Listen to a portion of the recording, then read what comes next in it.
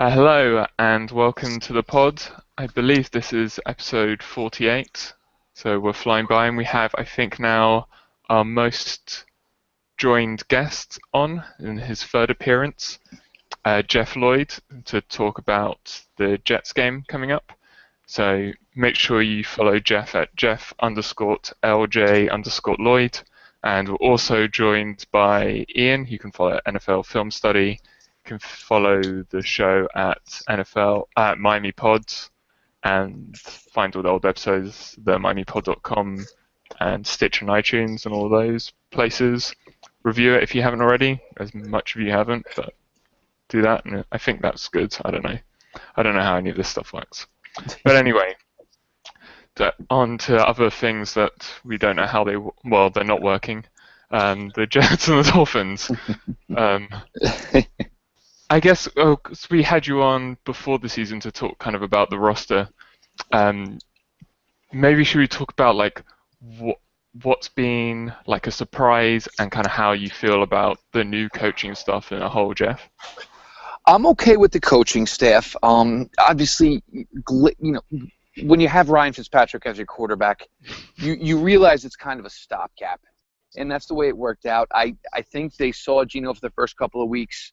Obviously, in practices in camp, the way things were working out, I don't think they were sold on him. Maybe Ike and Amapale, maybe tipped their hand and made it a lot easier for them to make the transition. When you have Eric Decker, you have Brandon Marshall, you have Chris Ivory, you have a veteran offensive line, would you rather go with the veteran or would you rather go with a guy who in his third year is still unproven? So that worked out, and obviously, there's been some bumps in the road there. If you want a big surprise, I think Calvin Pryor, it's kind of funny that he missed 2 games, and all of a sudden after what he went through last year is, wow, this defense really needs Calvin Pryor back. I mean, it was just a weird scenario to hear, but I think he's made a huge transition. He's playing a lot more under control. Rex, for him, probably wasn't the right coach because, Rex, I mean, you saw all the tape from him out of Louisville, and it was more like, oh, wow, you're just going to run 500 miles an hour and just nail somebody. Yeah, but a lot of times he's going to miss. Whereas Bowles saw, you know what? I can find a way to use you. He came over from Arizona. Dayon Buchanan, if you guys remember from 2014, was my favorite defensive player. I've spoken with him when Bowles first came to New York. He was like, he's like, you're going to love it. He's like, the best part is if you're on the game day roster, Todd Bowles is going to make you a part of that team. He played 8, 9, 10 defensive backs out in Arizona. He wants to if you're on the roster, he thinks you're worthy of it. He wants to give you reps. So, I mean, we've seen some good things there. Obviously, the last 10 days when Rex came in on that Thursday night, things really kind of came to a screeching halt as this year showing a lot of promise now as to maybe can they squeak into a wild card. But, injuries played a factor as well. And, obviously, you got a quarterback out there playing with one hand. That's how much they want Fitz to play. They basically planned his surgery down from one game to the other with the 10-day stretch. So it's been an interesting ride, but the chips really haven't fallen away the last couple of weeks. I was really upset with the Houston loss. T.J. Yates. I mean, there was a game I tweeted all week. There was no excuse not to win by double digits, and somehow they went down there and found a way to lay an egg.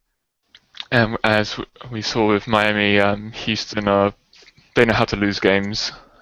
So it's kind of a surprise. They're awful. But staying on the Jets, I think like the kind of the matchup that is kind of the Dolphins' weakness against the Jets' strength is the defensive line rotation. I'd say maybe on defensively, at least like 4 of the 5 best players are on the defensive line.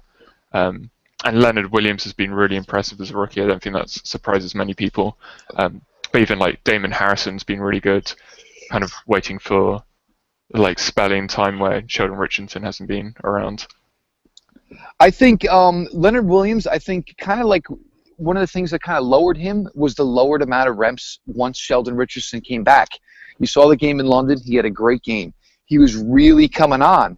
But, I mean, here's the issue you have with that team now. You have almost too many defensive linemen. I mean, and there are some, the Jets fans are always going to be chirping about something. Oh, it's great that this defensive line is 5-6 guys deep. We have holes everywhere else. Look, you can't control things like that. And obviously, Wilkerson's coming up for a contract extension. You have Sheldon, who's given you some off-field issues that you can't ignore. I mean, they're not going away. So I mean, is it Wilkerson? I mean, you can't have both Sheldon Richardson long term and Muhammad Wilkerson long term. So the pick of Williams, it may have been a little bit of a luxury pick, but you're going to need him somewhere, probably as soon as this year to be a full-time. I mean, 16 to be a full-time starter, or going on from there. He's played well. I think the one thing that hurt Leonard Williams was the fact that Richardson came back, and now Leonard was more of in a rotational, position. He was showing signs of greatness. The D-line is not the issue. It's really not been the issue for years around here. You want to talk issue, you may want to take one step back into the linebacker and bring up DeMario Davis. You may want to bring up the fact that we brought Crow back with Revis. And look, Darrell had a rough week last week against Nuke Hopkins. He's got to learn to jam these younger kids a little bit more. He gives these young kids space. They're faster than he is. They have the talent to run their patterns. That's kind of maybe where that kind of evolved. But D-line's not the issue. I mean, it's stout, but, it's not a perfect defense. It does have some flaws, just like any, there's very few perfect units. And obviously this one isn't one of them.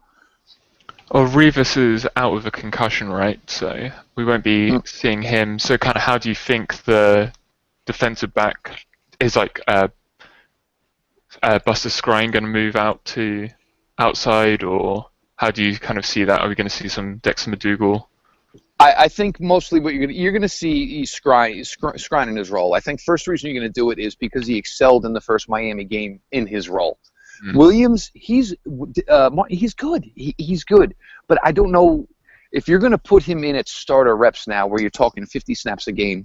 You're going to find some holes in his game. You're going to find some flaws in his game. This is going to be interesting, and this is actually one if I wanted to get back to the Buchanan thing and the whole playing everybody. He doesn't know much about D. Milner. D. Milner, got hurt very early in camp. What's he going to do with him? Is he going to use him? Obviously, Rontez Miles, he's come on the last couple of weeks, and he's played a role and played it well. With Todd Bowles, you're not really a cornerback or necessarily a safety. You're a defensive back. And he's going to rotate these guys. I'm actually kind of looking forward to it. I mean, it could not work out well at all. It could work out really well. But, I mean, if he can find a way to get each one of these guys, and even the backup guys, McDougal, obviously, D. Milner's a big one. He can find them 6 to 10 reps. And if the situation works, they'll get a few more. They'll get a few more opportunities. This is going to be his most interesting game yet, because obviously when you got a guy of Darrell's stature, you know what you're doing, whatever side of the field he's on or whoever he's got. That's it. You know what Darrell's doing, and it's a lot easier to manage your other 10. When you don't have a guy that you have on the field with the confidence that you have in Darrell Revis, it makes for. I mean, you really got to be on your coaching. It's going to be interesting Sunday. Ian, is there any of the Jets DBs that you think could cause the Dolphins any trouble? I guess it's just going to be if Landry is, I think he's questionable. So if he's out, that kind of changes everything for the Dolphins in terms of they've not been rotating wide receivers. So you could see, I guess it'd be Devontae Parker would maybe see the field, or Greg Jennings taking that slot role with Stills and Matthews. Is there any matchups that you think are beneficial with? I guess there's nothing beneficial with Revis out for the Jets, but is there a guy that you think could be serviceable for them? Yeah, I think for Miami's perspective, this is actually a good opportunity because Cromartie's really struggled with the Jets. He's looking a step slow. Revis looks a step slow. I know he's out, but even if you can clearly tell there's a little bit of physical decline there. Even though he's still a really good player, I'm not going to subscribe to some theory that he's a bum. But even if he were playing, he's still a guy that you have to kind of avoid. Now it's a matter of, like Jeff mentioned, you've got some young guys, Marcus Williams possibly stepping up into a bigger role. That's a good opportunity for Miami possibly, especially if you're putting a more physically explosive player on him. You see those opportunities. You don't really want to probably target Rashard Matthews too much against a guy like Williams, because Williams has improved a lot, I think, since he's gotten into the NFL. And again, there's not really much of a physical advantage there for Miami. And most of the receivers won't have those type of advantages besides Parker. So I think Parker's going to be the guy. If you can get him in one-on-one situations with Buster Skrine, I think that's going to be what you're looking for quite often, because Skrine's going to be, he's really grabby, super grabby player, especially when he's on the outside. He's really struggled with the Browns whenever he had to move out of the slot cornerback role. but still, the tough part for Miami, and we've seen this now for 2 years, their guys just don't really get much separation because the routes are very predictable, and we've talked about that a lot. So, I mean, you can be sure that Bowles is going to have his guys ready. I think that's still going to be, even without, it's a pretty big statement for me to say this, but even without Revis, I don't think that there's a huge advantage for Miami's wide receiver core as a whole, even though one-on-one matchup-wise, you'd probably take Miami's receivers a good amount of times outside of this scheme. But I think that the scheme and kind of the trending direction of where Miami's going does not bode well for Miami. And we know Casey Rogers is going to know the holes in this Dolphins offense as well, having faced it for a year last year. Even as the defensive line coach, still he's probably one of the better coaches on the Dolphins last year. So they've definitely got an inside track in that term. Whilst we're talking about the Jets defense, the Dolphins claimed Quinton Coples, who was waived, and I believe only the Bills were the only other team to put in a waiver claim. So I guess quite a lot of people are like wondering why the Jets, like a former first-round pick, let him go. So what's been like your experience of Coples, and do you think there's still some value in him? He'll be worth his contract is about $7.7 million next year, but none of that's guaranteed. So we can talk about kind of like the future ramifications after we get your thoughts on him as a player at the moment. He was just from the beginning of the jump when they drafted him, to put him obviously, put him at edge. Look, we talk about edge forever, all of us draft guys. We never talk about 6'6", 290 guys and say, let's stand him up, put him in some coverage. It just never seemed like a great fit to begin with. And actually, Marcus Armstrong at Mock Draft Table, he does the spiderweb graphs. Does a great job with it. It shows you so much from a combine as to how a player tests against his, superiors. And it was not nearly impressive for a guy who was going to play 3-4 outside linebacker. He showed well when he put his hand in the dirt. It's what he was natural with. It was what he was good with. If that's what you're going to use him down there, then that's a good pickup. I have no doubts that you're not going to pay him $7 million next year unless he gets about 20 sacks in the next 6 games. That's not going to happen. But if you put his hand in the dirt, obviously Cameron Wake coming off the injury he just suffered, keep in mind he is 34 years old. They need to find a way to add, some sort of pass rusher. So he should fill that bill. Obviously, Quentin Coples, it didn't work out here. Obviously, Bowles' system, you look at a guy like Coples, he had Calais Campbell, who's very similar, tall guy, weighed about 15 to 20 pounds more. He played him in an interior D-line position. So you can see how a guy like Coples was not a fit with Bowles. It was pretty apparent from jump. He got 5 snaps last week in Houston. That just comes down to the point that either A, they don't feel he fits their system whatsoever under any means, or was Coples just so unhappy knowing that he was playing out of position that he was just waiting to the point that hopefully, look, maybe something can change here. I know they were trying to trade him. Nobody offered anything. So they eventually got to the point where they just, kind of cut ties. They have some younger guys. Muldoon's going to get a lot more reps, which he probably deserves at this point. So, that's kind of the move they had to make. And I wouldn't be surprised, Coples, obviously you put him next to Sue, who's going to command, a focal point in the blocking. He should be able to contribute some production. I mean, he is 6'6", 295 pounds, long arms. I think there's an opportunity he could make that $7 million, and partly because both of the defensive ends for the Dolphins are in contract years and have the same agent. So by getting someone that, at least he's only under contract for 1 year, so I'd rather pay Copel $7 million for 1 year than OV for $7 million for 4 years. Good and then point. you can develop behind him. And also it's just like better leverage with, if you're dealing with one agent for 2 players, if you can just say, well, we can just go with this guy for $7 million. So that's kind of like gives you like a leverage point, which is kind of interesting. So it'll definitely be intriguing kind of his usage in the Dolphins. What's your thoughts on Copels and like and where you think he'll line up? Because I assume he'll be we saw like OV play weak side edge a tiny bit last week, so maybe we see Copels as strong side edge and OV spell Shelby a bit. Yeah, That's kind of my thought. yeah, I would totally agree. And which I don't necessarily like that because obviously we've talked about Terrence Fede a lot, who's a very good strong side defensive end. But Coppels is definitely going to get his opportunities. I think that ideally you would move Vernon inside as the inside guy. I actually wouldn't be surprised either if Coppels moves inside himself as a nickel rusher. Not necessarily like Jeff mentioned. He's not super explosive. He's not really twitchy. But you can play with leverage inside. Maybe he can win with power. And that's something that we don't see with Earl Mitchell. It's something that we don't really see with Phillips, Jordan Phillips. So maybe it's a nice change of pace, rotation type player if you move him inside. I actually think long term that he might be a move, and Jeff used a great example here. Calais Campbell, I think that he could be a guy that you maybe see if Miami ends up moving to the 3-4 next year. He could be maybe a 5 tech in that type of defense instead of a stand up linebacker. That's actually that's actually a great point Ian brought up. The best series you will ever see from Quentin Copels, I think it was his rookie year. It was at Jacksonville. He got to the quarterback on first down. They kicked him inside for the next 2 plays. He got to the quarterback second down and third down. And that's where everybody kind of got a little excited.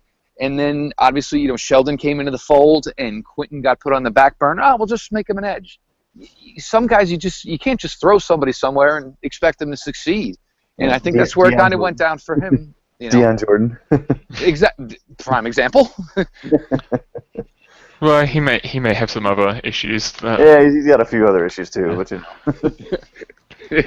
I guess my my caveat to Copels playing inside is that if they're not doing it with OV at the moment, then I doubt they're going to do it with Copels. And they did it with OV like 2 years ago. We've seen Shelby inside a bit, and Fede the odd snap. But I'd like to see that. I've been calling for it all year, but that's kind of what happens when you lose a really good defensive mind like Casey Rogers too. Unfortunately, guys don't get used like they should be. Shall we move to? I think that's enough Copels thoughts. But I think it's definitely a good move in terms of just like leverage for the Dolphins, if nothing else. Yeah, it's a low risk move. Yeah, there's literally no risk. No, I mean, there's a pass rusher available. It's 6 games. I mean, what are you paying him for these 6 games? I mean, it's a no-brainer. I can't believe only one other team claimed him. Seems kind of odd. If you're going to use him as a Rex claimed him as well, considering that he wasn't really that useful for him, and like how loaded the Bills are. Right. So that's kind of odd. Well, Rex was the one who told him when he first met him that he was drafting him at 16 in the draft. So it doesn't seem that odd that he wanted to pick him up. Pure lust. I mean, they did bring in Percy Harvin to Buffalo. I mean, come on. It is interesting the 2 people that drafted him, waiver claim Tannenbaum and Rex. So absolutely. Maybe that says something. So he may be around for a while, just for Tannenbaum to say, "Look, I did get the pick right." If nothing else, egos. But we'll move on to the offensive side of the ball. And so I guess like quarterback it's not really an interesting thing to talk about with the Jets, but I guess you kind of have to. I know you charted Fitzmagic quite a bit, Ian. What's kind of like, is he just like the same old terrible? Yeah. Well, not terrible, but I mean, to me, there's not much difference between him and Geno Smith. So I'd rather see what you had in Geno Smith because you know what Fitzpatrick is. But I understand like a coaching staff not wanting to go down with a quarterback as well. Yeah, and I think the hot start for the Jets kind of put them into a corner where they were winning almost in spite of Fitzpatrick. Like he's just such a boomer bust player, and it's and even like the high highs aren't even like that great or consistent. So he's just very interesting. He's a high-end backup, low-end starter, and just accuracy-wise, he's just all over the map. But when you start out like they did, winning record, again, teams really feeling good about themselves. You're in the midst of a playoff push. It's really difficult to sit there and turn the keys to a guy who, quite frankly, the locker room, everything I've always heard about Geno Smith is that the guy's an idiot. He's not a leader. It's just very negative comments about his character. It's not negative comments about his football talent. It's just that this is a guy that just doesn't get it. Well, there was even times at West Virginia. I think there was like maybe a Gruden thing where he's talking to Gruden, and then he was saying about he was almost like proud of like the shuttle passes that counted for like 20 yards, where he would just like toss it in front of him, and like he was proud that that was like charted as a pass in West Virginia, and that was just kind of like odd. That kind of like I don't know. It's just like it's a weird type of statement, and the NFL is not gonna. I mean, from their standpoint, it's a worthless play. It's not an evaluation type play. So I mean, I think that's why we probably haven't seen him as more of like the hot start, and obviously they have a lack of trust in him as an organization, and I don't blame them. I got caught up like everyone else when he was hot at West Virginia. That 5-game stretch he had to start that season, it was unbelievable. And then all of a sudden he plummets back to earth, and everyone's jumping off the bandwagon, and rightfully so. Is he an NFL quarterback? Absolutely, because we look at the quality of backups around the NFL, and they're god awful. But I don't think he's a starter, and I think that, and Jeff's right though too, where it's like and I think you're right, Oscar too. Being a draft guy, I'm a little bit more inclined to go with the upside play, especially when the starter is so mediocre. But it's clear to me that there's just a lack of faith in him, what he is at this time, and maybe even in the future what he will be.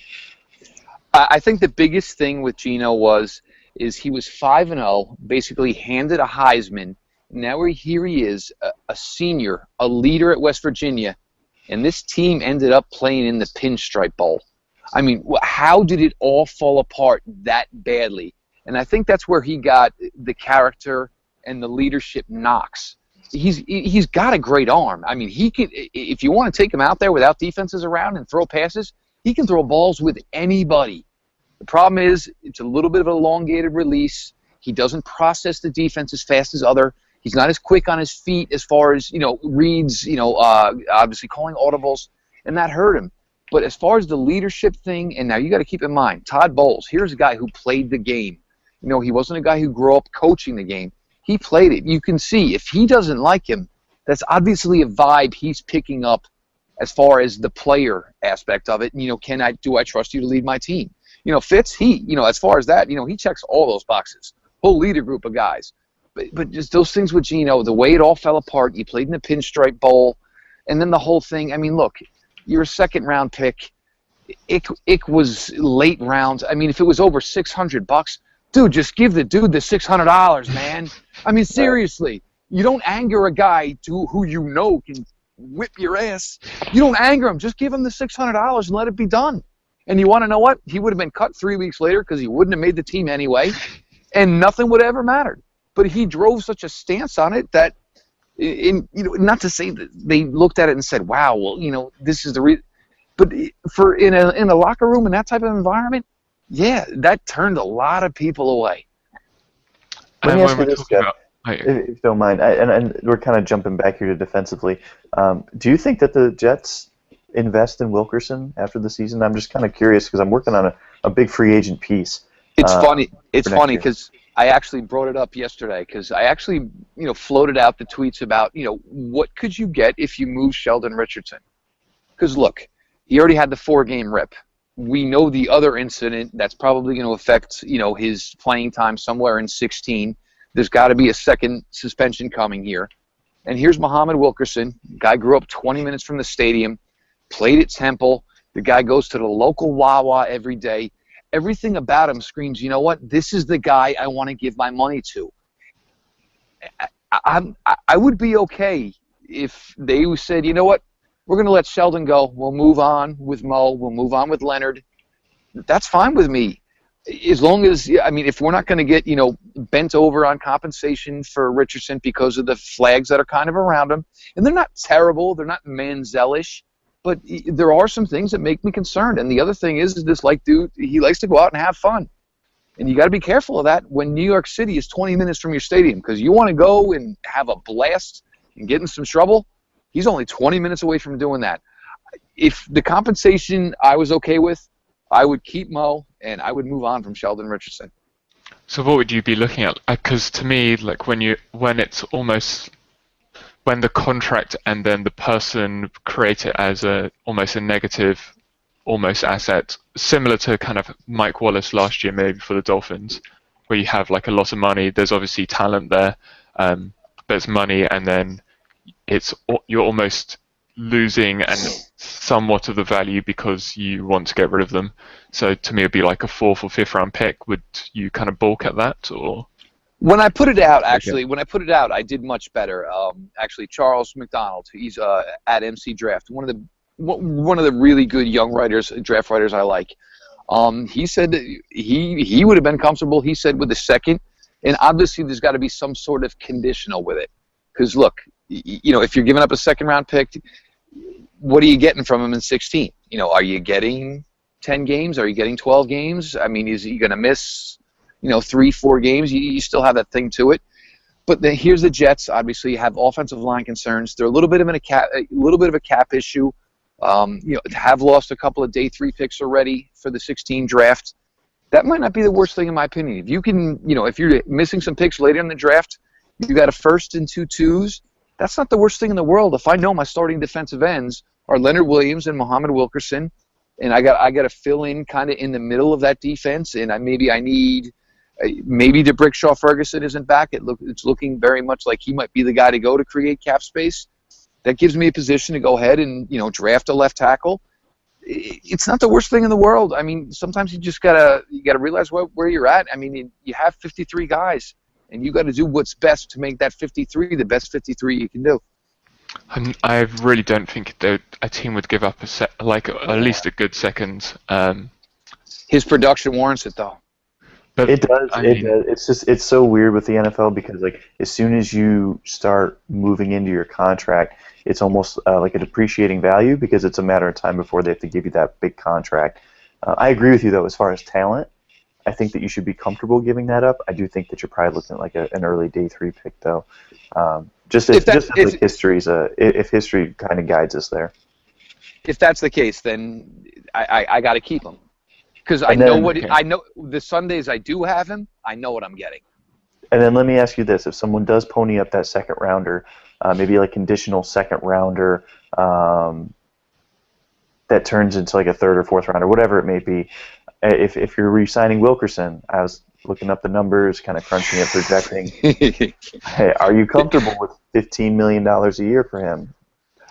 I think as long as everything, because look, obviously maybe the 16 and 17 quarterback is not on this roster yet. So I can steal a few years of a young quarterback at a favorable salary. He's Mo Wilkerson. Everything he's the guy you want. I mean, it's just to let him go would just kind of just be dumb because he's so community oriented. He does anything they ask of him. He shows up. He's at every charity event. If the guy in the practice squad threw a bowl-a-thon, Muhammad Wilkerson shows up. He's just that type of guy. You get the production. You get no headaches from him. It just seems like, for me, it seems the safer move. I know Sheldon, over 16 games, might give me a slight better production. But, I mean, Muhammad Wilkerson right now, I mean, he's playing top-notch ball. Every other thing that you would want from a player that you're paying this money to checks out. I know it's a lot of money, and I hope I can kind of tweak it down on a hometown discount, or selling them on, hey, you're really only a 5 technique. If I can save a couple of bucks there, but in the long run, if you're telling me in 2019, would I still rather have Muhammad Wilkerson or Sheldon Richardson? At this point, I'm to the point where I want Wilkerson. It's funny because I've done a 180 on this in September. Oh, should we talk about the wide receiver groups? I guess if this is kind of like nicely built up for a rookie or a young quarterback to come in with kind of like some veteran receivers and Brandon Marshall, Decker, a pretty like good backfield in Powell and Ivory, and a couple of offensive linemen at least. And I've always liked Jeremy Curley, although he's not really getting. If you want him, he'll be available this spring. Yeah. I think Miami have got enough average wide receivers. But I like Curley, but yeah, he's not anything in particular. But I think like anything's spectacular. But Marshall and Decker have been really good. I think like Decker's it's helped him so much having Marshall on the other side. how do you feel about the kind of skill group going forward? And then, like, I guess we can move on to like drafting quarterbacks. I know Ian wants to pick your brain about Goff. Everything was going along well. And look, Brandon Marshall, obviously, you guys had your little stint with him in Miami. The thing with Brandon Marshall is there's always going to be drops involved. Mm-hmm. First five weeks of the season, he was averaging 100 yards a game. You want to know what? Nobody talks about the drops. Now we're at about, I think it's a little bit under 60 yards the game since then. This is where the drops really start to magnify, and they become huge. Even last week, he ran a simple slant, from the left side, tried to catch it with just his left hand. It was. What are you doing? It was just terrible mechanics. He's so much more talented, and he's so much better than that. But you're going to get mental lapses with Brandon Marshall. Obviously, we haven't gotten to the point where we have any problems with him. He's been nothing but, a solid teammate since he's been here. But you notice those, and you want to know what? When you're only getting 4 for 55 and you drop 2 balls, that's huge. Obviously, the drop in New England, dropped a short touchdown pass. And that New England game is probably where this whole thing started. Mangold got hurt, who is the most important player on this offense. A healthy Nick Mangold is what makes the Jets go. Fitzpatrick, Geno, either way they would succeed if Nick Mangold's healthy. He got hurt in that game. Now, obviously, last week down in Houston, cut open his hand. He couldn't snap, couldn't play. These things domino. Decker has been solid all year. The best thing for him was Brandon Marshall coming here. The Jets signed him in free agency as a number 1 wide receiver. He's not a number one wide receiver. He needs to play off of, a guy who's a little bit more talented because he's a little bit more smarter. Can obviously great ability to adjust on the run. Jeremy Curley, who you brought up, he's fair catch Curley here. That's what they call him. And even last week, he had a chance for a decent return. Took a beeline 45-degree angle to the sideline to get himself out of bounds as fast as possible. He doesn't really fit with Fitz because Marshall and Decker excel a lot on underneath routes, and Curley doesn't run deep routes. But, of course, we don't have a quarterback who can throw deep anyway. So then you look at Devin Smith. Yep. When we drafted Devin Smith, I think it was more of the thought that, you want to know what, at that point, Geno maybe was their guy. As time went on, once the name Fitz, you really kind of understood it was going to be kind of a little bit of a lost year for Devin Smith. He does one thing well, and he has a quarterback who can't do that. And even when he got the opportunity last week, he dropped a 47-yard touchdown pass at the 2-yard line. So he's obviously still coming around. Anunwa, who obviously was a pretty good part of this team early on, had to serve the 4-game rip, plays a little bit of a tight end flex role, but can play wide receiver. He's looked well. I'd actually like to see more Kenbrell Tompkins. The little bit he played, he showed well. Give Fitz 4 6'2", 6'3" wide receivers, where it's a lot easier to see them. It's a lot easier to know where they are. It gives you a little more catch point, obviously, for these guys to make plays. Curley's lost in this offense. It doesn't fit for him. He's too short a receiver to run these underneath routes that bigger, stronger guys who can fight better for a ball will do. I guess staying with like Fitzpatrick, one thing to kind of look out with him is he's the prototype sneaky quarterback. So he'll get good yards running. He's not Alex Smith sneaky, but he's sneaky. But he's smart. He's smart enough to see some open grass and take what's given. If he learns to slide, maybe he can play some more. Even the touchdown last week. My God, what do you? The whole protocol. Look, if a quarterback gets hit so hard his helmet flies 7 yards from his body when he scores a touchdown, I'm sorry, he's got to sit down. There's no way he didn't suffer something to his head. I don't understand how, because even Russell Wilson can't slide, and he is signed to a baseball team. Just so incredible. Tannehill's pretty good. He trips up though sometimes when he does it. He at least slides, but he's almost rolls his ankle. I was coached this way though. If a quarterback gets off a 7, 8 yard, 12-yard run on you, you take that shot on him. You're pissed. You're aggravated that the quarterback got loose.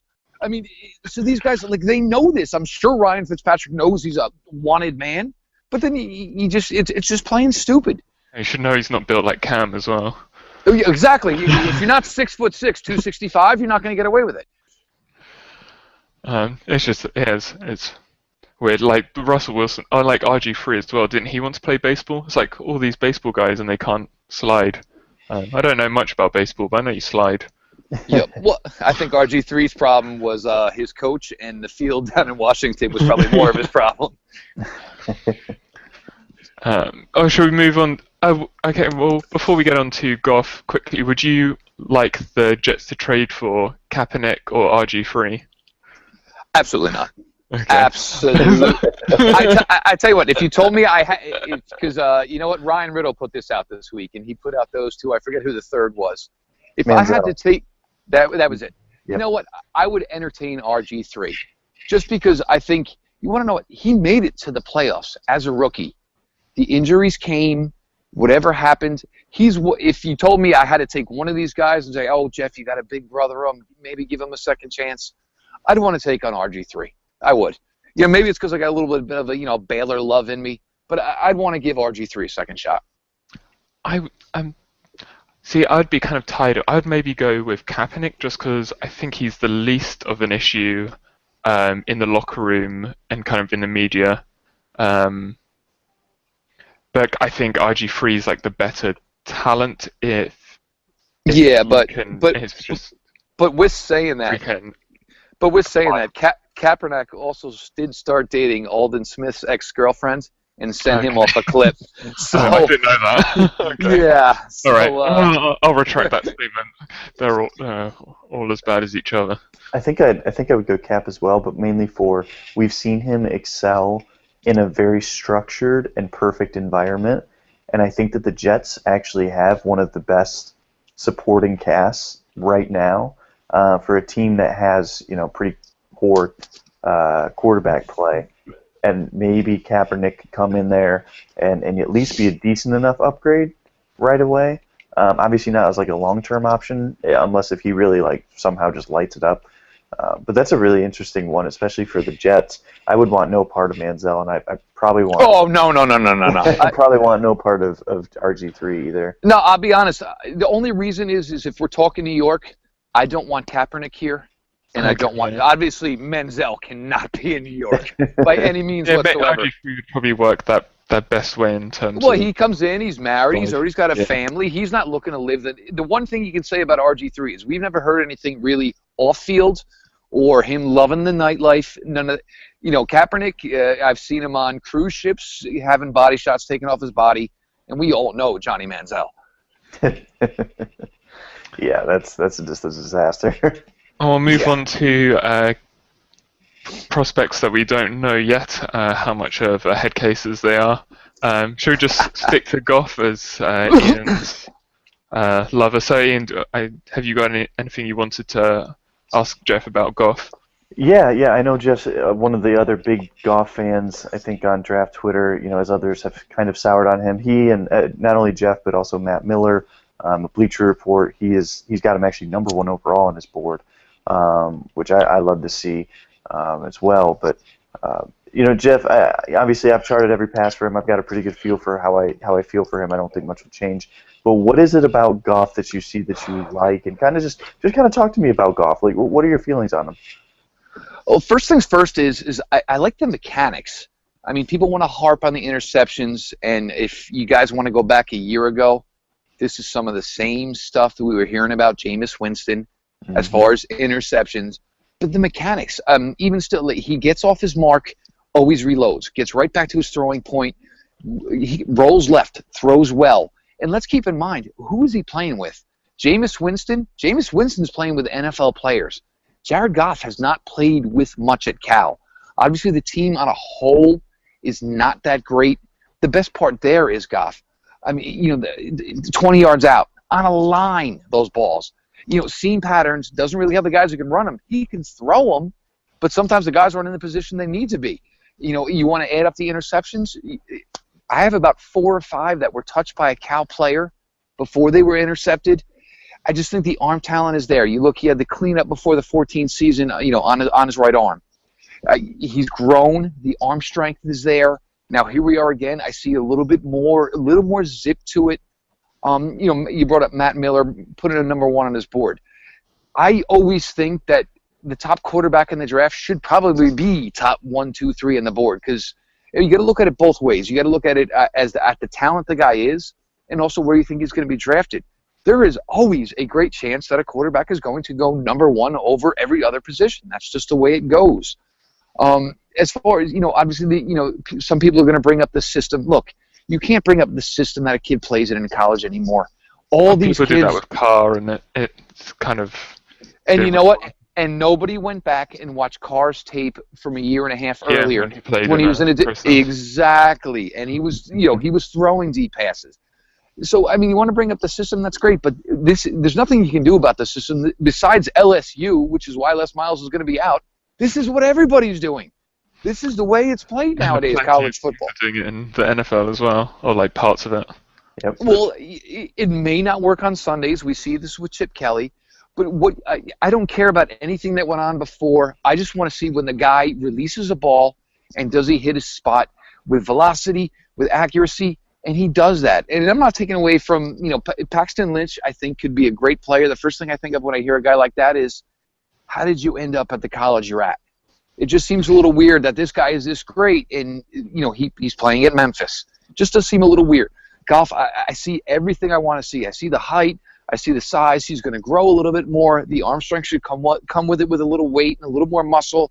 But the guy can spin the ball. Yes, he's thrown some picks against some better opposition. You can't fault the kid for that. And that's a really good point in terms of competition. Because obviously the Pac-12, you get to see so many different types of teams as opposition. So that's kind of good just to see how he can. He always has to adjust, whereas in some conferences you're seeing the same stuff every week, so it's not as mentally taxing or as game specific. So I think that's one thing where it's you've seen him against lots of different looks and not really struggle hugely. Yeah, and to kind of follow that up, Oscar and Jeff's point, one thing I've noticed is I got a little worried there for a few weeks because Goff struggled against Utah. He struggled with the physicality of that defense, the heightened speed. They obviously went from facing D2 teams to facing Utah, and that was a big jump. And I don't think all 5 of those interceptions were on him. I had 2, maybe 3 on Goff, which, hey, it's still not great, but it definitely doesn't look as ugly as 5 interceptions. So I wanted to see, okay, what do we see when this guy comes back? How does he bounce back? Had an ugly game against Oregon a couple weeks later, but overall, I thought he did really well. USC was a really tough test. Again, like Jeff mentioned, who is he playing with? I mean, look at these receivers and how they've disappeared since they started playing Pac-12 teams. None of them, including Kenny Lawler, who was a guy I was like, oh man, this guy might be a second-round pick when it's all said and done. No, not at all. He's being boxed out by guys my size. And they're just throwing him aside at the line of scrimmage. And like Jeff mentioned, it's very difficult when your guys aren't getting to a spot to get open to throw that ball. And sometimes it makes it to where you have to just kind of give trust in that player to go make that play, and that's just a heightened risk because if they don't get there, guess what? Well, the defender's going to be right there. So it's very difficult. With quarterbacks, I've kind of subscribed to this theory where when we evaluate quarterbacks, even kind of in the NFL level, I think there's this thought that because they're in the NFL and really good, and Cam Newton's a good example here, that every throw that they make is great, or that the statistics tell everything. And the reality is that they don't. Sometimes the statistics lie. They lack context. We saw it with guys like Andrew Luck.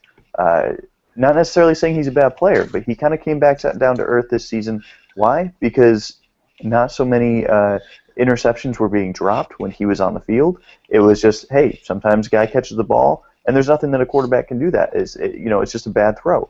So when I look sometimes the perfect throw right in front of the numbers is easier to defend, or you've got to throw it into a spot where it's a low percentage of being completed. But in terms of if it was on air, but in terms of a defense, that's the only spot I can get to as well. And it's I don't think people look at the line of scrimmage as much as they should when players are throwing. We see tip passes and we kind of assume, oh, it's either tipped or it's not, but that's still a vision thing as well. It limits this place you can throw the ball to by your vision, or kind of how much you have to get it over the line of scrimmage. If you know there's particular linemen, there's so many variables that kind of are just ignored in ball placement. Well, Absolutely. I kind of go back to Peyton Manning after his rookie year. Had a rough rookie year. Threw a lot of interceptions. Went back, talked with his dad Archie. He's like nobody's open. He's like, no, nobody's ever going to be open. This is the NFL. And so they went back down. They said, and he's like, well, what happened here? And he tells his dad, and his dad's like, oh, well, you should have thrown it low and away. You have to learn to throw where your guy can make the play. You either throw it away or throw it where your guy has the opportunity to make it. And that's the biggest adjustment, because now, especially even more with the offenses that are being run in college, you get so many spot throws. It doesn't mean these guys can't play in the NFL, but yes, even if your guy is covered, there is a way you can get the ball to him, but you have to make that throw. Maybe, up and away, low and away, hit him, every now and then. Hitting in the numbers is such a rare occurrence nowadays, unless maybe it's a quick slant, something of that nature. It's very rare that you're going to succeed by just throwing at a player's numbers. Yeah, and I think that's a really good point, and I think that's where I like Goff so much, is that some people will say, well, his ball flutters a little bit at the top of the route, or you know what I mean, like the ball's not coming out as clean, and it's like, but look at the result of the play. The result of the play was he understands that his arm isn't necessarily a howitzer. He's able to use timing, anticipation, which I think are way more important than arm strength when it comes down to quarterback evaluation. Absolutely. Quite frankly, I don't really care if the ball gives out a little bit, as long as the ball is getting there effectively with timing and allowing yards after the catch. Because we see it on Sundays. Sometimes the ball just doesn't come out cleanly. Sometimes you don't put everything into it. Sometimes you don't step into it. I mean, my Lord, how many quarterbacks? Look at Tom Brady last week against the Buffalo Bills.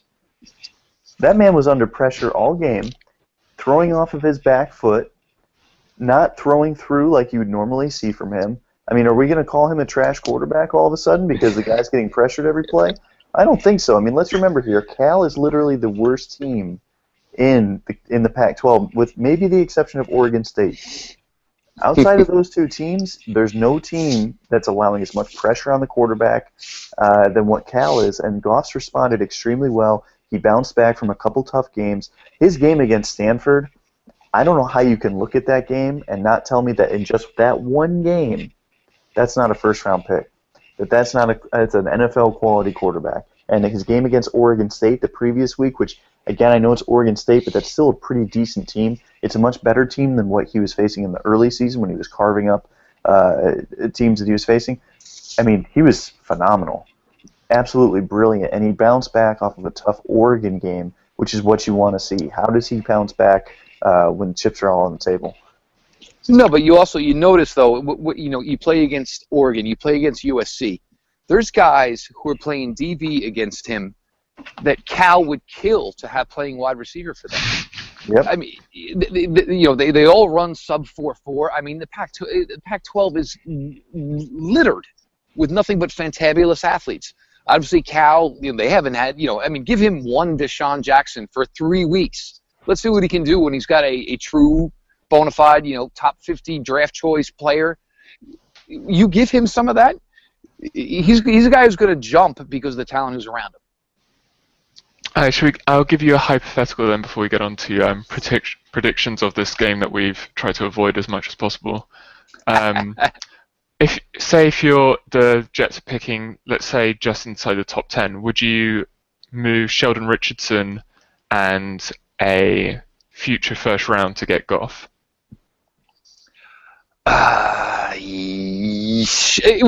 Honestly, it almost comes down to the cost. Would I love to have Jared Goff here? Yes, I would. This team has other openings, but a guy like him, yeah, I would. I don't know how much I would have to move, and seeing it, we're at 5-5 right now. Maybe I might not have to move that much to get there, but you need something of that. I mean, ideally, you look at this roster, and the one thing you notice is where you're at the QB position. If they could somehow maneuver the fact that you're going to get Goff, and you got to keep in mind every regime wants their quarterback. They want to be judged on the quarterback that they chose. Yeah, I'd be all in. Yeah. Alright, well, should we do? Ian always loves to do game predictions, and I hate them. I haven't even thought about it. So, do you want? You can start, Ian, as this is what you want. What's the? Do we know the line on this one? If you can kill some time, I can quickly find out. Okay, yeah. So I will go. I will take the Jets regardless of the line. I am just a little interested to see what Vegas thinks here. I'm going to go with the Jets, 27, Dolphins 16, which will probably not. I mean, I'm sure that won't be a cover for Miami because I'm assuming that the Jets are going to be the favorite here. I think you kind of probably went with the over, whereas I would probably go with the under. I think Ivory, he still may not be 100%. Obviously, he carved up Miami the first time. The problem with Chris Ivory is, as great as he is, what makes him great is also his biggest detriment. He loves the physicality. He has no problem with it. He doesn't take himself out of games. We've grown accustomed to players now, skill position guys, waving their hands, taking themselves out of games. Ivory will run it and take every hit and deliver every hit until you yank him off the field. Getting Powell back is good because it's going to Ridley right now. I don't see any way that really Steven Ridley's aiding this team. I don't think he's 100%. I don't think he can gobble up the open yardage and space, like the way a running back should be able to. So Ivory's key here. And the other thing is if he's out there, he needs to be given the ball 20 times. We have not done as well when he was given the ball 20 times. We've been able to control the clock, make it easier on our D, score some points. They've gone away from it, which is another thing that's kind of downward spiraled after the New England game. Obviously Oakland, found a way to beat Jacksonville, and then the 2 losses. He needs to be featured. Just because he's going to tire a D, you can run some play action off of that because Fitz really ain't going to be able to throw deep without play action. So if you want a prediction, I'm thinking more like a 19-16 Jets win. I don't see a pretty game by any means. And running the ball is kind of like how the Cowboys beat the Dolphins, and quite a few teams have kind of gone that route, which has been funny. It's like people were saying, where was this Romo from Thursday Night Football? And the Dolphins game was like, it was exactly like he played probably better that game against the Panthers than he did against the Dolphins. It's just he didn't need to make the plays to win the game. They handed it off to McFadden, I think, 28 times. Which is, I think, almost 3 times more than any Dolphins running back. Which is so if you think you've got running trouble, watch Miami. It's pretty awful. Just play Miami, yeah. Yeah. So the Jets are 4-point favorite, and the line's 42.5 is over under. Oh, okay, yeah, so it's right there, right with the line. Yep. So I think the Jets will probably. I don't know. God, I hate. You think Bill Lazor's going to put up a fight against Casey Rogers and? No, I think Todd I've Bowles? got the in my pick'em thing. I've got the Jets covering. Score-wise, I don't think the Dolphins score over 20, and then it's. Because they won't score over 20, they'll probably, Tannehill will have to throw his way to win, and then it just always puts you in a bad position. So we already know what happens when that goes. But remember, 24 is not going to be out there. I mean, we're going to have so many, the Dolphins are just struggling with drops, not running the ball, putting themselves in bad situations. I don't think it really matters who the DPs are at this point. If you're just throwing 40 times in the second half, the odds are against it being clean, and having to make throws you normally wouldn't. So I'll go. I don't know.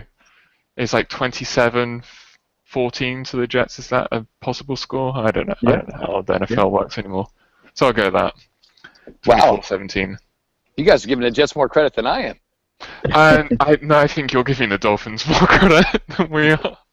Things have gotten worse for Miami since we last played, and I don't think the arrow's going to go up at any point for the rest of the season for Miami.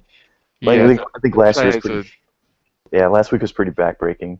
I mean, That was And like the yeah, damn. offensive players they're piling in on laser. Yeah.